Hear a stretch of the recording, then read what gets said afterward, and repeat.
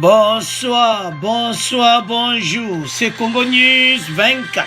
Bande Koranga, comme toujours avant de commencer notre émission, nous disons merci à Dieu. Nous disons merci à nos chers abonnés et téléspectateurs qui nous suivent partout dans le monde entier et en RDC. Bande Koranga, soyez les bienvenus dans l'émission d'Abissou Alelo. Bande qu'on va commencer cette émission en direct de New York. Et Paiwapi, le président de la République, a fait ce discours. Bande Kotokolanda discours extrait. Le président Tshisekedi à la 76e sommet des Nations Unies. Bandeko a lobby penza. La situation mondiale, situation à Covid, et puis après situation à Covid, a lobby situation d'insécurité, où ils ont dérangé EDC, puis a lobby corruption, ndene azo kangami ibi. Corruption à EDC facile. Et puis état de siège. État de siège bandeko a lobby et qu'on continue. Ti mubuluana ti batuana bakusila wande état de siège sini ezaya kuinda esi indi alors bande konanga comme ça plus tarder toyoka extrait tojuka kan parti ndambu kapuna meka ko parce que tous en émission tolanda bon to continuer émission na biso alors bandeko naebe ke belé to talaki amo déjà mais to katika moi extrait et à peu près 10 minutes total yango bon to continuer mission na biso to tika ba parti moko important o to so la émission. The assembly will hear an address by His Excellency Felix Antonio Tshisekedi Chilombo, President of the Democratic Republic of Congo. I request protocol to escort His Excellency.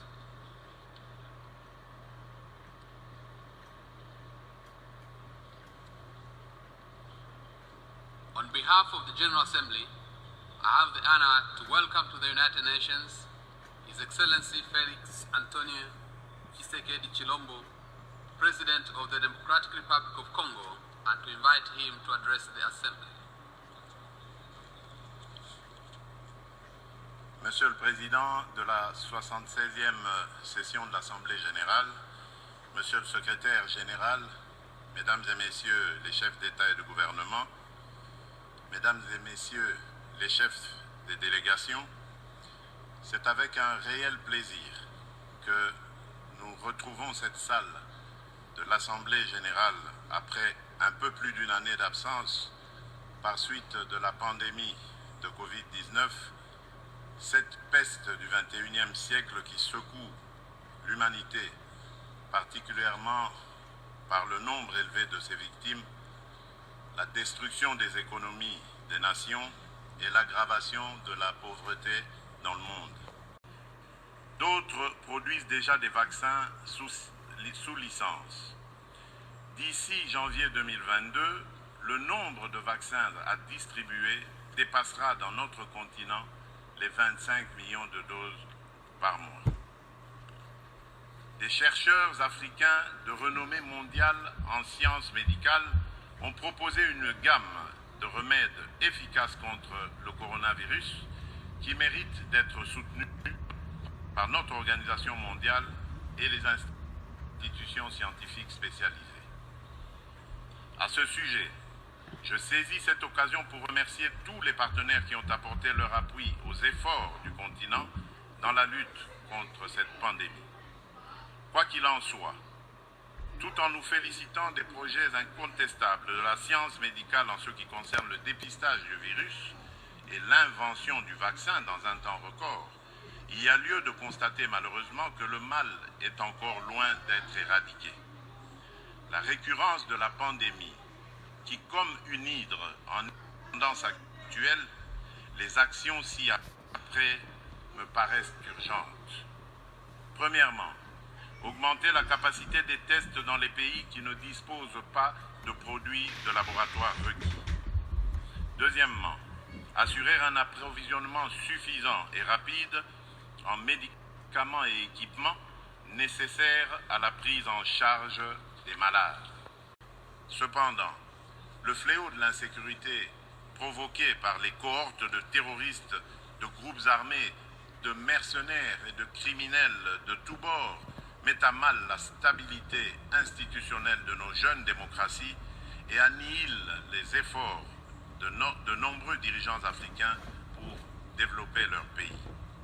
En effet, si la lutte contre Daesh a remporté de victoires incontestables au Moyen-Orient, plus précisément en Irak et en Syrie, en Afrique par contre, l'AQMI et autres groupes affiliés à Daesh gagnent du terrain chaque jour davantage. Le Mali, le Niger, le Nigeria, le Cameroun, le Tchad et le Burkina Faso subissent régulièrement les attaques meurtrières de Daesh et des djihadistes de Boko Haram. Depuis 2017, le nord-est du Mozambique est victime d'attaques armées récurrentes des salafistes djihadistes de Ansar al-Sunna qui ont déjà causé au moins 2600 morts. L'intégrisme islamiste a atteint l'est de la République démocratique du Congo qui en paye un lourd tribut dans les provinces de l'Ituri, du nord Kivu, du sud Kivu et du Maniema. Des djihadistes qui y opèrent sous le couvert du FDLR et du mouvement Allied Democratic Forces, Madina at Tawed al-Mujahideen, en abrégé ADF-MTM, tuent mes compatriotes et pillent massivement les produits miniers et agricoles de mon pays. En avril dernier, des terroristes et des mercenaires venus de la Libye ont plongé l'Afrique dans une profonde tristesse en lui arrachant brutalement l'un de ses grands dirigeants, le maréchal Idriss Déby Itno, président de la République du Tchad, lâchement abattu au front pour défendre la souveraineté de son peuple et la vie de ses concitoyens. Du haut de cette tribune des Nations Unies, je salue, au nom du peuple congolais, la bravoure et l'engagement de cette figure historique pour protéger l'Afrique contre le terrorisme. Monsieur le Président, Mesdames et Messieurs les chefs de délégation, l'Afrique refuse de servir de base arrière au terrorisme international, raison pour laquelle certains dirigeants africains, comme ceux du G5 Sahel, se sont organisés pour mutualiser leurs forces contre cet ennemi commun. Pour traduire la volonté et la détermination farouche du peuple congolais et de ses dirigeants de participer activement à l'éradication du terrorisme qui non seulement détruit les nations et compromet l'avenir de la démocratie dans le monde, mais aussi étend de plus en plus ses tentacules en Afrique, la République démocratique du Congo a adhéré à la coalition mondiale contre le terrorisme comme 80e membre. Mon pays se félicite de la décision prise par la réunion de la coalition tenue à Rome le 28 juin dernier de créer en son sein un groupe de travail sur le terrorisme en Afrique. Monsieur le Président, l'article 1er, point 1 du chapitre 1er de la Charte des Nations Unies dispose clairement que l'un des buts de la création de l'Organisation des Nations Unies est de maintenir la paix et la sécurité internationale. De nos jours, la paix et la sécurité internationale sont largement tributaires de la stabilité interne des États membres. C'est pourquoi, lorsque les États africains sont déstabilisés ou menacés de déstabilisation, notamment par le terrorisme, l'ONU a le devoir de les soutenir activement dans leur combat héroïque pour le bien-être de l'humanité, au-delà des déclarations de compassion et d'intention peu suivies des faits sur le terrain. Les soubresauts du moment ne sont que les avatars d'un processus démocratique laborieux, certes, mais qui se construit avec le temps et pierre par pierre. Les peuples africains ne toléreront plus de régime militaire ou autocratique. C'est ainsi que le peuple congolais poursuit sa noble et exaltante lutte contre la dictature, l'autocratie et les antivaleurs qui structurent encore notre agir. Dans ce cadre, dès mon accession à la magistrature suprême, j'ai entrepris des actions et des réformes politiques et économiques profondes. Je me suis farouchement opposé à toute velléité de perpétuer le règne des antivaleurs fondées sur la prédation et les violations des droits humains, ce qui a conduit aux ajustements institutionnels de décembre 2020 et du premier trimestre 2021, à la grande satisfaction de mes compatriotes qui n'ont jamais cessé de réclamer le changement radical de la gouvernance de notre pays. Au plan économique, la République démocratique du Congo est entrée en programme avec le Fonds monétaire international au mois de juin dernier et bénéficie de l'assistance de la Banque mondiale pour réaliser de grands projets sociaux et des infrastructures de base. À la faveur de la mise en œuvre de réformes courageuses, la croissance économique s'est accélérée pour dépasser les 5% l'an, l'inflation s'est décélérée et la monnaie nationale, le franc congolais, s'est stabilisée sur le marché des changes. Puisque l'amélioration des recettes internes est une de nos priorités et le gouvernement de la République démocratique du Congo conduit, depuis mon avènement à la tête du pays, une politique rigoureuse de lutte contre la corruption, les détournements de deniers publics et l'impunité. Les résultats sont déjà perceptibles avec l'augmentation substantielle de recettes depuis le second trimestre de cette année. Par ailleurs, nous ne cessons de sillonner l'Afrique et le monde pour réchauffer la coopération multilatérale et bilatérale et inviter les investisseurs en République démocratique du Congo afin de créer des richesses et des emplois en faveur de notre jeunesse. Aussi, le gouvernement de la République a-t-il déjà conclu des accords de partenariat avec plusieurs pays et groupes d'investisseurs privés. Nous sommes déterminés à raffermir davantage ce retour de la confiance en notre pays. Cependant, une lourde hypothèque pèse sur ces acquis encourageants et risque d'entraver la marche victorieuse du peuple congolais vers son bien-être.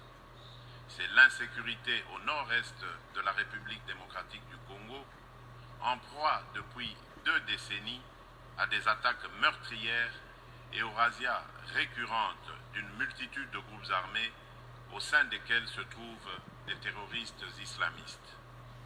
Il n'est un secret pour personne que ces attaques ont causé des milliers de morts et de déplacés, des viols de femmes et des violations massives des droits de l'homme. Face à la persistance de ce cancer qui mine le pays au nord-est et aux difficultés rencontrées par les troupes de la mission des Nations Unies pour la stabilité du Congo, sur le théâtre des opérations, j'ai décidé de proclamer, conformément à l'article 85 de la Constitution, l'état de siège pour mettre fin à l'insécurité dans une région stratégique de la République démocratique du Congo. En vertu de ce régime constitutionnel d'exception, les forces armées de la République assument la totalité de la responsabilité de la gestion administrative et sécuritaire des provinces concernées, en même temps qu'elles mènent des opérations militaires.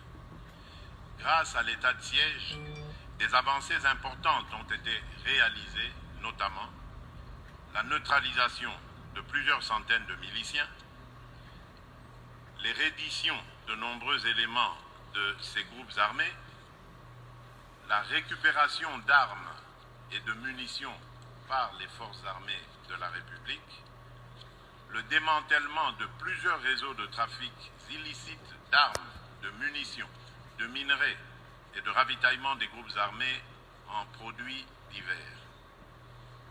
La récupération de nombreuses localités de l'Est du pays qui étaient jadis occupées par des rebelles, la libération de nombreux otages autrefois détenus par les groupes armés, dont les ADF, la réouverture de certains axes routiers importants qui étaient jadis sous le contrôle des forces négatives et la réduction sensible des incursions contre la population civile. Ces résultats constituent une opportunité à capitaliser en nous mobilisant tous, communauté internationale, dirigeants et peuple congolais, afin d'en finir, une fois pour toutes, avec le cycle infernal de la violence imposée par les forces négatives qui écument le nord-est de la République démocratique du Congo, et de consolider la paix, la sécurité et la stabilité dans la région des Grands Lacs. C'est pour cette raison que le gouvernement de la République démocratique du Congo maintient et amplifie la pression sur les groupes armés et leurs complices, et que l'état de siège ne sera levé que quand les circonstances qui l'ont motivé disparaîtront. Représentation de l'Afrique au sein de son Conseil de sécurité. On ne l'aura jamais assez répété. Il s'agit d'une question d'efficacité de l'ONU et de justice à rendre à un continent, mieux à un pan entier de l'humanité dont le rôle ne cesse de s'accroître chaque jour davantage dans la conduite des affaires internationales. En vérité, la revitalisation de l'ONU, retenue pour nos discussions au cours de cette session, est aussi à ce prix. Les Nations Unies commettraient une faute politique grave en restant toujours dans la rationalité des rapports de force issus de la guerre mondiale de 1940-45, il y a 76 ans. À ce sujet, je réitère la position commune africaine arrêtée par les chefs d'État et de gouvernement contenue dans le consensus d'Ezulwini et dans la déclaration de Sirte. Il s'agit de représenter l'Afrique par 2 sièges supplémentaires dans la catégorie des membres non permanents et de 2 autres dans celle des membres permanents avec les mêmes droits, y compris celui de veto, les mêmes privilèges et obligations que ceux des membres permanents actuels. Au nom du peuple congolais, je souhaite plein succès aux travaux de la 76e session ordinaire de l'Assemblée générale des Nations unies. Je vous remercie.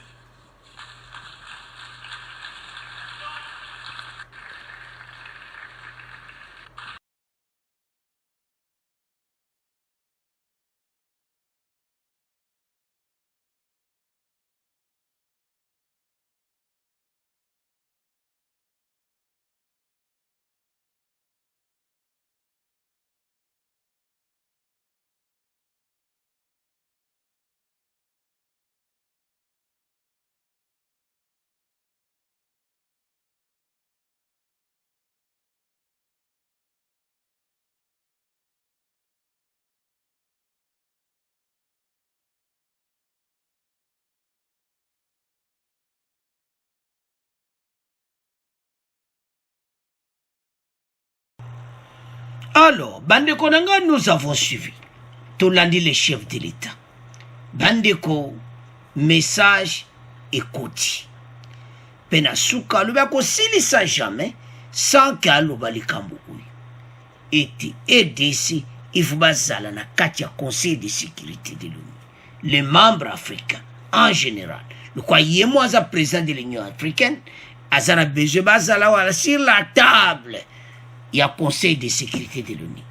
Bandeko message yokan a confirmé que élection kozala na 2023 libre motunyo sakopona. Bandeko facha osala grand musala. Makambo ya lobi wana eza kuna commentaire mingiti mais a touché les points nyonso.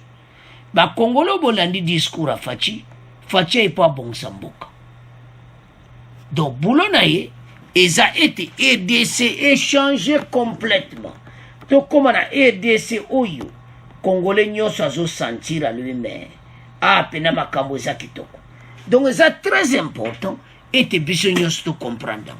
Alors, le chef de l'État à la tribune des Nations Unies a touché un point où ils ont dérangé sur l'Est. À le point d'investisseur, et EDC en a besoin, toujours y a investissement. Pour les jeunes, vous savez que le pays n'a biso, la majorité est à jeunes. La majorité est Congolais, est jeunes. Alors, ezosenga bato ya misala pour avancement ya mboka wana. Bandeko mboka passé 20 ans mawa. Alors bandeko surtout là comme na point ya économie que monnaie na biso comme stable. Lera ya comme na point oyo bato bazo piller ba ressources na biso bandeko sale zaki ya koninga. Alors bandeko nanga Faci alobi a touché ba point nyonso. Donc na bango nyonso bazo wela 2023 Faci alobi ekozala devant le monde entier. Élection libre en 2023 parce que azolaksa bao bazana doute et tezosala. Et puis ekosala makitoko pourquoi? Parce qu'il y aura recensement. Tokoyeba nana za congolais, nana za congolais te.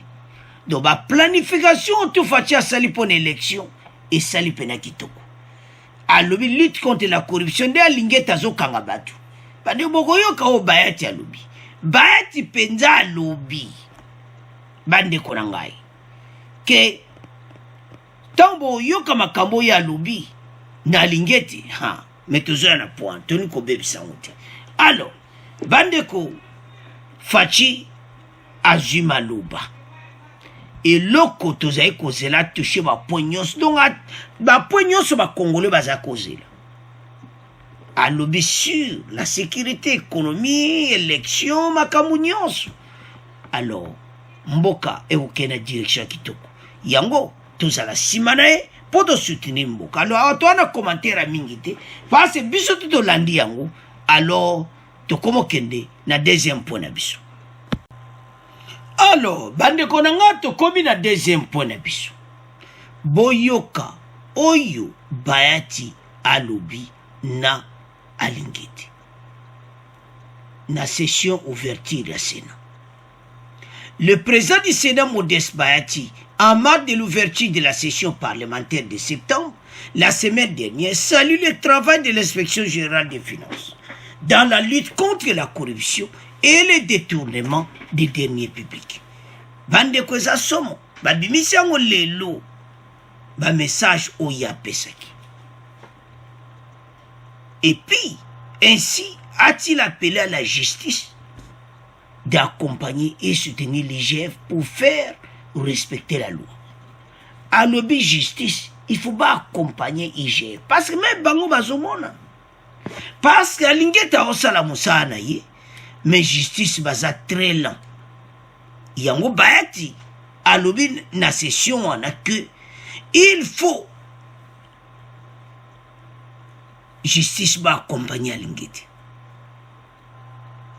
Pour le Kwebo, ce service combat la mégestion et la corruption qui gangrènent les entreprises, les établissements, les services publics de l'État et finalement amenuisent sensiblement les recettes publiques. Soki Bayati a comme mona makamba boui.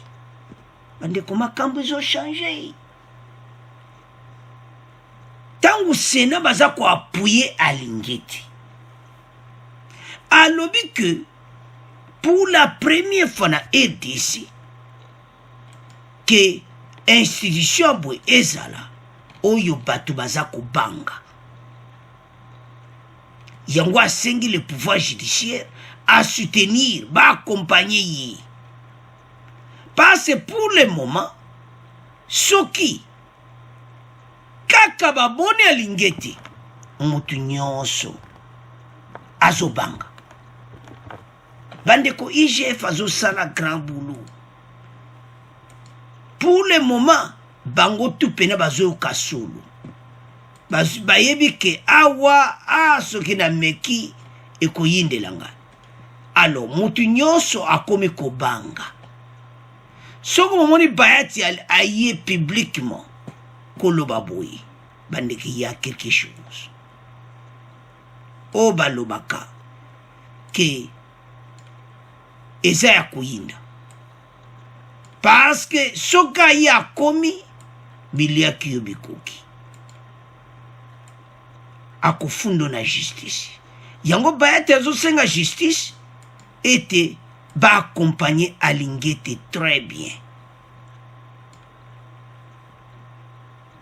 Je salue les mesures conservatoires prises par le gouvernement qui a encouragé les ministres sectoriels à écarter les animateurs des entreprises, des établissements et services publics, auteurs de cette mauvaise gouvernance, afin de préserver ce qu'il reste encore de ces entreprises publiques.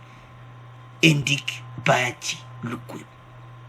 Bato nyonso baosala mbeba na kati ya baentreprise.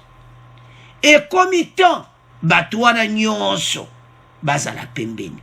Po bango nde bazo créer soi-disant bana ya mokolo. Bato to ancien gouvernement. Bandeko batondi wana bazo bebisa. Bazo détruire mboka. Alors Bahati alobi comitant. Et puis alobi boui. C'est pour la première fois un organe de contrôle arrive à inquiéter les membres du gouvernement, les emprisonner et faire révoquer plus de 20 mandataires. Et j'ai bani moussalako, batibeli bake prison, 20 mandataires, plus de 20, balungo misala, do bakonzi penza ya haut niveau. Yangwana zosenga ke bango nyonso bazala sima ya lingete. Justice basala mosala na bango. Donc, soit totali d'une manière d'une autre, Bahati aza na raison. Bandeko eza somo, Facila même ti aloni. Pona bato nyonso bazoyiba likonda, botika koyiba. Parce que batiki binote, ce qui Bahati aye publiquement qu'on félicite à Lingete Boui, c'est-à-dire il y a quelque chose de ce salam. Balobi ezambala liboso na kata mboka na biso, organe moko eza créé, eza kubangisa même ba ministre, ba konzi, mutu nyonso azo lenga. Parce que eza organe, o eza wapi na présidence. Voilà stratégie Fadia au même mboka na biso. Bandeko nanga faut comprendre loko moko que Fachi a une mission moko claire et pas ba congolais abwe muyibi ba recette de l'état et quota et puis Bahati lui que ba recette zo quota na ndenga mukeke bandeko kuyiba pene ba diminuer mboke kubonga parce faut ba banda na bango bazana likolo na ba entreprise. Ceux qui mouillent esili boké na place d'aéroport ba bateau na tout oh tout basala ka ba coopération batika et comme tato avancé mboka na niveau mususu yango Bahati alobi que félicitations pour Bahati Lukwebo. Ces services combat la mégestion et la corruption qui gangrènent les entreprises, les établissements, les services publics de l'État et finalement amenuisent sensiblement les recettes publiques. Bon, mais ça kokotata. Les 20 ans, mbongo kenaka na banque centrale ti. Ba recette kotaka nango ti. Entre-temps, moi ndamu muke oyo koleka na kuna o batu musu bafuti ba société belé ba ya bafuti ba mbongo na bango ba mbongo na un ba ministre ba détourner na ndamu nango ndambu keina banque.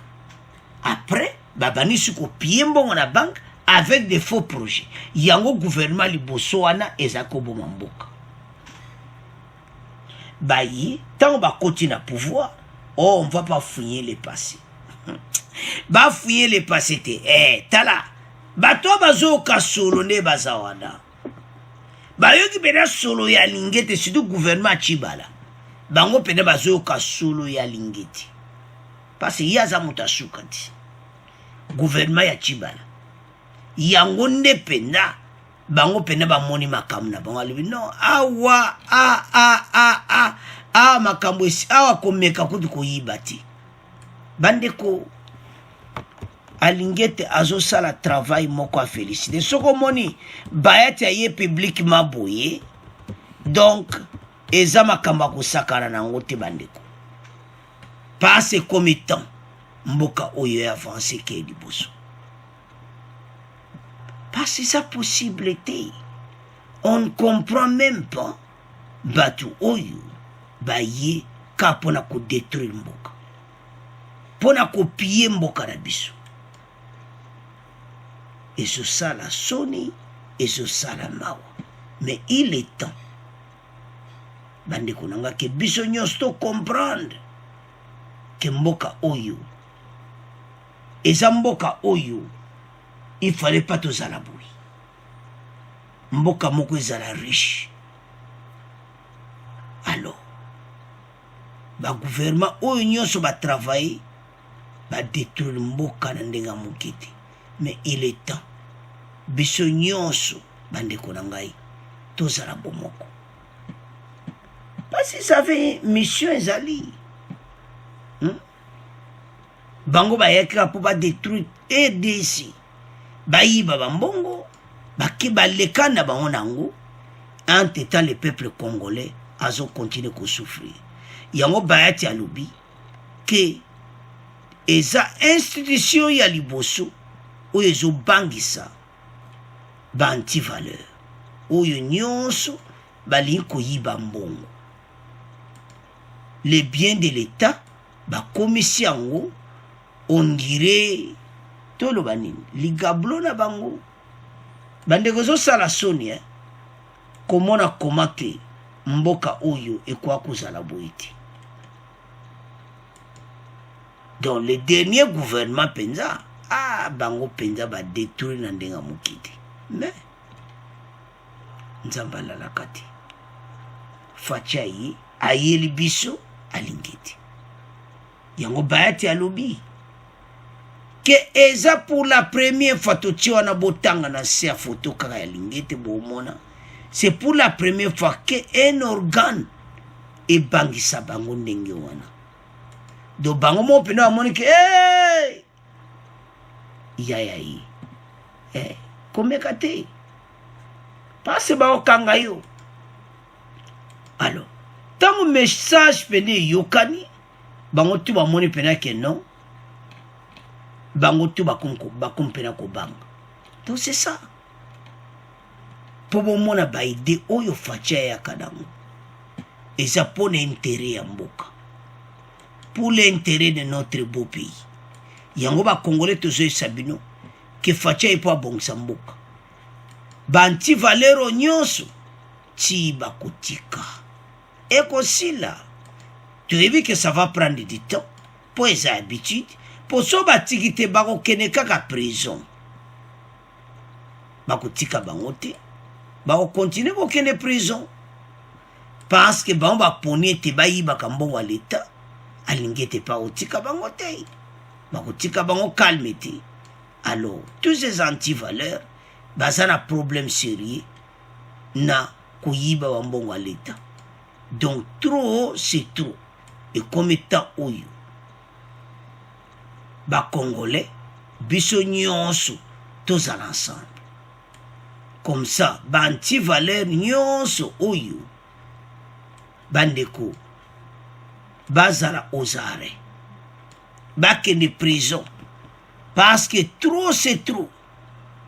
Ezo sala na soni na mawa. Parce que batu oyo ba détruire mboka na biso. Oko comprendre ti comment mboka mune lokola EDC. Mbongo zo kota na banque te ba mbongo kenda ba pusha batu.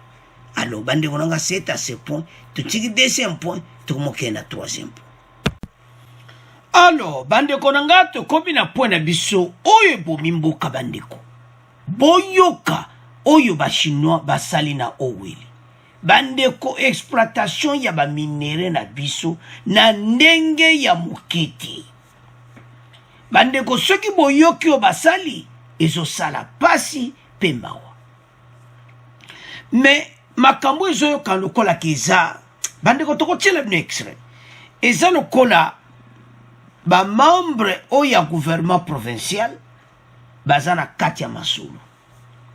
Parce boyoka contradiction entre la société civile na ministre provincial ya mine. O bozoyoka na kati ya assemblée provinciale. Eza soni pemawa. Pour Patrick Ambiasso, président de cette structure citoyenne, les Chinois sont à Wamba pour exploiter de l'or pour leur propre compte. Ce n'est pas pour accompagner les orpailleurs. Parce que, voilà la réponse, il y a sur les civils. Parce que ministre, il y a provincial, à zone bake, bango baye, ko accompagner, ba jeno bazo sala, na exploitation artisanale, il y a ba minere. Bandeko, eza soni. Pour loi et décision permettre bango te, ba sala nango. Et ce qui est grave. Alors, ce n'est pas pour accompagner les orpailleurs qui sont sur place, parce que si tel est le cas, on devrait déjà appeler tous ces orpailleurs au niveau de la chefferie pour échanger avec eux. Mais même les chefs de la chefferie, les chefs de groupement, les chefs de localité ne connaissant rien. Le projet passe au-dessus de leur tête, ils ne connaissent rien, a affirmé M. Ambiasso.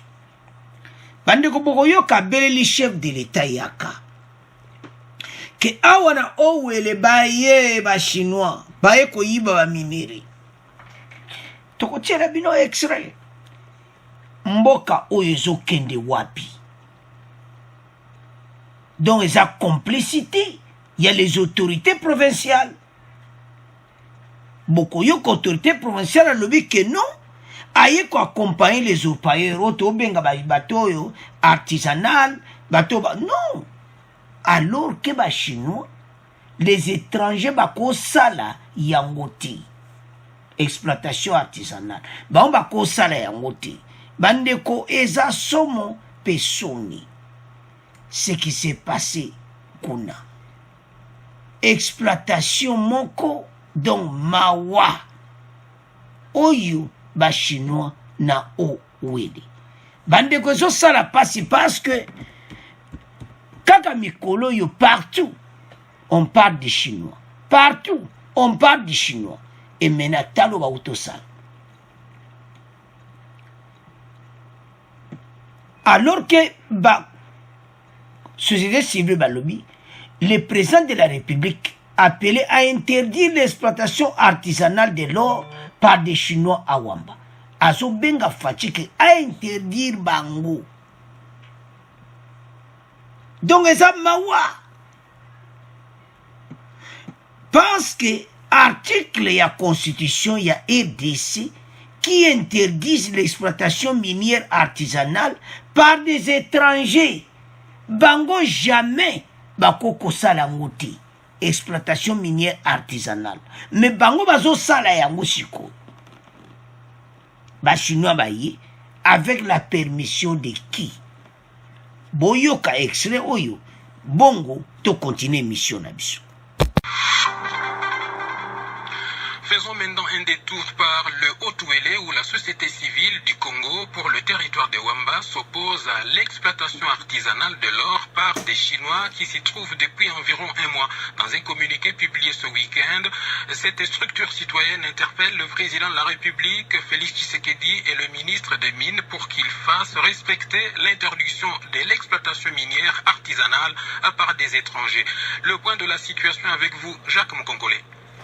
La société civile explique que l'article 19 bis et 111 du Code minier congolais interdisent l'exploitation artisanale des minéraux à tous les étrangers. Pour Patrick Ambiasso, président de cette structure citoyenne, le séjour des Chinois à Wamba est illégal. En réaction, le ministre provincial en charge de l'Intérieur et Sécurité déclare que leur présence à Wamba a pour objectif notamment d'appuyer les coopératives minières locales. Crispin Alibou. Nous sommes en train de créer de plus en plus de VA pour permettre aux Congolais de se retrouver en coopérative. Voilà pourquoi les Chinois qui viennent avec ces matériels intègrent les coopératives congolaises et ils essaient d'accompagner les Congolais. Et maintenant, les gens qui interprètent comme des Chinois venaient travailler dans côté de l'or illégalement. La société civile croit plutôt le contraire. Les Chinois sont là pour exploiter à leur propre compte. Patrick Ambiasso. Ce n'est pas pour accompagner les orpailleurs qui sont sur place. Puisque si tel est le cas, on devrait déjà appeler tous ces orpailleurs au s'arranger avec eux. Mais même les chefs de chefferie, même les chefs de groupement, même les chefs de localité, les dossiers, les projets passent au-dessus de leur tête. Ils ne connaissent rien. La société civile dit avoir écrit au ministre des Mines pour le retrait des sujets chinois du territoire de Wamba. Cependant, le ministre provincial en charge de l'Intérieur espère le développement de cette entité grâce notamment à l'apport des Chinois. Jacques Mkonkole. Alors, bandeko nanga tolandi biso nyonso wana oyo ba chinois basali bandeko. Bandeko oyo basali na Owele Awamba. Bandeko eza soni pe mawa. Donc eza makambo ya soni.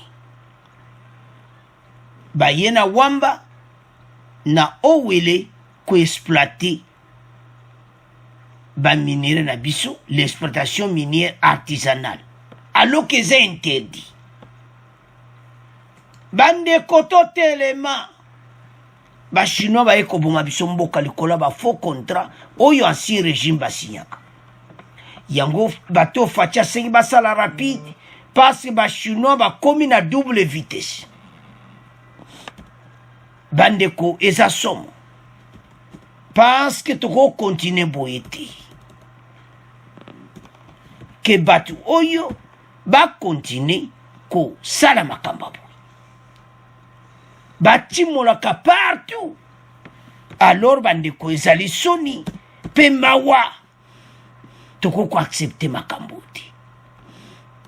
Parce que notre beau pays eza pays oyo bandeko na ngai tozana nyonso, mais biso mo ba Congolais tozoteka mboka tolandi wana contradiction. Oyo société civile bazoloba ba ministre provincial bazoloba ke bango ba yiko accompagner ba ndeko bazosala na exploitation minière artisanale, alors que non bazosala pour l'air propre. Bandeko eza somo. Donc tozo comprendre te ezo mona clairement que eza complice il y a l'autorité provinciale. Donc, bateau nyonso, il faut bakanga bango. Parce qu'on ne peut pas tolérer makamba bouina katamboka. Tozo kende wapi. Notre pays est comme mutu nyonso ayi atimoli. Mutu nyonso, do ba chinois ba comme bon. Ba contrat anta ba siya kiango eloba kaka donc bon. Ndeko mo utope sa message na ba commentaire alu bandeko. Mon peut condamner ba chinois ti. Ba chinois ba siaki ba faux contrat na bango po ba mona biso ba yuma ozomona yango tozolo ba kaka gouvernement ba sali 20 ans soi-disant les gens batanga tala siku bandeko ba komi na Wamba eza makambo dongozo kana somo na somo. Dans un communiqué qui a été publié, elle dit s'opposer à l'exploitation artisanale de l'or dans cette entité par les Chinois. Depuis environ un mois, ce statut citoyen, au Bazabata société civile, balobi, l'article 19 bis et 111 du code minier congolais interdisent l'exploitation artisanale des minéraux à tous les étrangers. Ce qui n'a code minier, bango ba eko sala nini. Baye na Wamba kosala nini na Owele. Oh mon Dieu. Mboka na biso. Donc ba chinois penako. Ba contrat bon. Je me demande. Bande ko mutu ezo soa. Nandenga ma mutu penezo soa nga de mission. Je ne comprends plus rien. Tokende wapi na makambo. La société civile dit avoir écrit au ministre des Mines pour le retrait des Chinois du territoire de Wamba. Ministre Yamin, maman, yo, je me suis dans cette... Maman, en tout cas, ils ont ça la passe. Aux ministres Nabiso, toujours respecté yo, mais aux autres sala moussala n'andenge lobanete maman. Ba chinois na code minier bango ba ko sala artisanal ti mais ba koma ke na Owele koma nani amemaki bango c'est que ministre yo oyebi société civile alobi même na niveau ya chefferie yango totie botanga chef à localité batu nyonso wana wamba ne connaît rien ba jeune wana bazotimola artisanal bamonaka bachinois babimeli bango ba jeune tout travailler ensemble na bino bino bachinois mais comment allez bachinois baye na bekipema na bango bamateriel ya kotimola allez babani kotimola avec l'autorisation de qui? Et puis ambassadeur oyo azotia munoko azoloba ke banquete osala ensemble makambo wana nyonso tobongisa, c'est-à-dire l'ambassadeur est au courant des contrats miniers. Bandeko makambo oyo il faut tomona clair nango biso nyonso ya toso ya na bemission boyoka oyo bachinois basali na owele bakomi lisu batu ya artisanal baze su bakaba basociété te nzambe oyo pende balobaka muyibi emonani epi bakope emonani na miso polele ya bakongole bokokosa nani société civile bakomeli ministre amini siko asali nini entre temps bandeko nde toloba il continue bazo continue kotimola. Est-ce que ministre Amine azokokate et comme problème sérieux maman ministre Amine dossier yé nango mobulu pour le moment fachi kuna senga enquête mo makasi sirba contrat nyoso Kabila. Il y a beaucoup de gens bandeko makambo yo enquête alingeta ke déjà na ba dossier ke ko sala enquête bato bazana problème sérieux tangu fachi asenga enquête makasi na justice donc bandeko za mobulu. Alors ministre Amine est-ce que parce que dernièrement na Sud Kivu kuna tangu salamaki OPEXI va suspendre bang. Gouverneur a suspendre bang. Yon ka kiti mba moka la chebonganda. Parce que ça va vrai ba Congolais de père et de mère ba kolinga temboka na biso ba chimola mabulu ndengwana. Bande ko les chinois ba bandi ko yena ba instrument na bango. Do situation eza o balobaka mobulu. Est-ce que l'ambassadeur chinois Aza au courant? C'est ça la question toujours tourne. Est-ce que Aza au courant makambo? Parce que ce n'est pas possible. Pandeko ezo sala somo na makambo oyo parce que bayeka kambala mo bayoka baye baza kote wana voilà la situation de Zanango. Donc, bandeko, ezo sala pasi. Ezo sala pasi bandeko nanga. Po, komona makambo aboye, ke batu oyo bae ko détruire mboka na biso, ezo sala soni pe mawa. Toko continue boiti. Ba mineral komika ya bango wa sakana kandengo. Alors, bandeko sali pasi pe mawa makambo efe koto koma nango tina suka biso nyonso tolandi extrait wana ou bien ministre Amine a démissionné ou bien bayeba mozinda makambo oyo parce que c'est bakomi tina owele bazotimola na bango bazoyiba baminere biso nyonso tolandi extrait alors tokoma tika ngo na bino bo abonner massivement bo partager to comme na fait émission na biso au revoir à la prochaine.